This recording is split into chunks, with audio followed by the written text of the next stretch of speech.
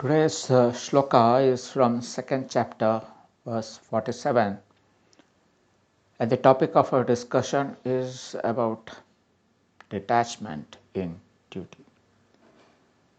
We have often heard this shloka in Mahabharata serial, I think. Karmanevadhikaraste ma phaleshu kadachana ma karma phala hetur bhur ma te sangostva karmani. You can prepare for an exam, but you can decide the question paper. Is it possible? You can write the exam to the best of your ability, but can you tell how much you would score? Not possible, right? Not exactly. A sportsman may play skillfully but winning or losing is not in his control, is it? So, performing our duty is in our hands, but not the results, certainly not, right? And that is what Lord Krishna says in this sloka. You have the right to perform your duty, but the results are not in your hands. Never consider yourself the cause of the results of your achievements and activities, and never give up your duty. Understanding this important teaching of Krishna, we should perform our duties responsibly but be detached from the results. Was that a little difficult to understand? Well, then, here is a story to help you out. The story's title is A Frightful Feast. We all know King Janaka, father of Mata Sita. So the story is related to him. So story goes as follows. King Janaka was a ruler of the city of Mithila.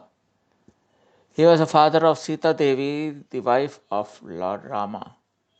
He ruled the kingdom with great responsibility, yet he was not attached to the royal comforts.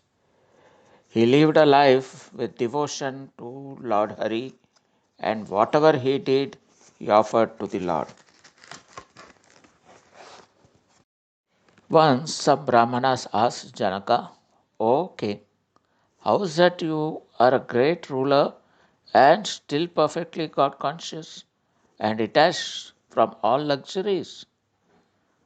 Janaka replied, "I will answer your question tomorrow. Please come for a feast in my palace." The next day, all the Brahmanas arrived for the feast. They saw thousands of delicious food items. Seeing such delicious, tasty food placed before them, they began to drool. But when they looked upwards, they were amused when they saw naked swords hanging from the ceiling exactly above their heads. The swords suspended above them dangled and hung loose, tied only with a thin strand of a horse's hair. It seemed as if they could fall and pierce their body at any moment. Seeing this, the Brahmanas became pale and fearful. King Janaka welcomed them and asked them to be seated. Although hesitant, the Brahmanas slowly came forward and sat down to eat. Then they were served one delicious dish after the other. The Brahmanas kept eating, unaware of what was going into their mouths. They were conscious only of the sharp swords above their heads. They somehow finished eating in a hurry. Thereafter, King Janaka asked them, "Dear Brahmana, how was the feast? Did you like it? Were the items tasty?" The Brahmanas replied, "Actually, we don't know. We could not taste the delicacies. We were constantly thinking of the swords that were hanging above our heads and praying to God that the strings holding them do not break. We were fearful, thus, we can't really tell how delicious the feast was. King Janka smiled and replied, although you were eating delicious food, you were thinking of swords in fear and were indifferent to the taste of the food. Similarly, although I am in the middle of all kinds of luxuries, I am always thinking of Lord Vishnu with love, and I am indifferent to the facilities I am enjoying. When we know the death is certainly for all of us, how can we get swayed by worldly pleasures? The Brahmanas understood how one should perform one's duties and not be attached to the results or comforts.